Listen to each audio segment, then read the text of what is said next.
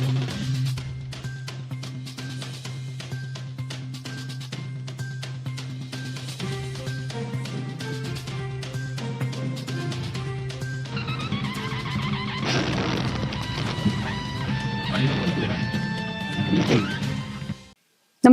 आपण पाहता Hirkani news. Hirkani news प्रत्येक क्षण ताज्या घडामोडी आणि महत्त्वाच्या प्रत्येक बातमीसाठी नेहमीच. आता मागे हटायचं नाही, माझ्या जीवाची चिंता करू नका. जरांगे पाटील यांनी साधला समाज बांधवांशी संवाद. मी जर मेलो तर मग तुम्हाला करायचे ते करा.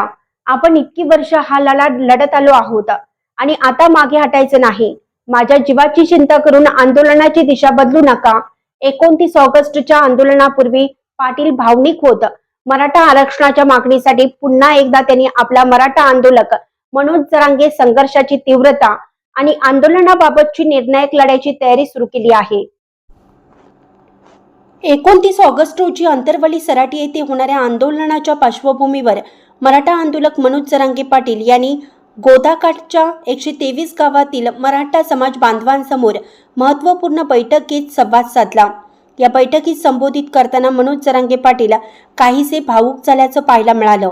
या बैठकीत बोलताना जरांगे पाटील यांनी 29 ऑगस्टचे आंदोलन हे केवळ आणखीन एक आंदोलन नसून मराठा समाजाच्या आरक्षण लढ्याचा 8 निर्णायक टप्पा असल्याचे स्पष्ट केले. हे आंदोलन शेवटचं आणि निर्णायक असेल असं सांगत त्यांनी समाज बांधवांना आतापासूनच तयारीला लागण्याचं आवाहन केलं. आंदोलनाच्या व्यवस्थापनासाठी प्रत्येक गावाने आणि प्रत्येक कुटुंबाने जबाबदारी स्वीकारण्याची गरज असल्याचं जरांगे पाटील म्हणाले.